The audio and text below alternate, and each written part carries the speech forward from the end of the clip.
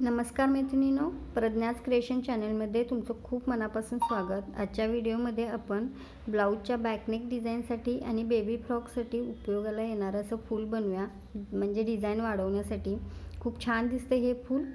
जर तुम्ही माझ्या चॅनलवर नवीन असाल तर माझ्या चॅनलला लाईक, शेअर आणि सबस्क्राईब करायला विसरू नका। व्हिडिओ शेवटपर्यंत नक्की पाहत जा।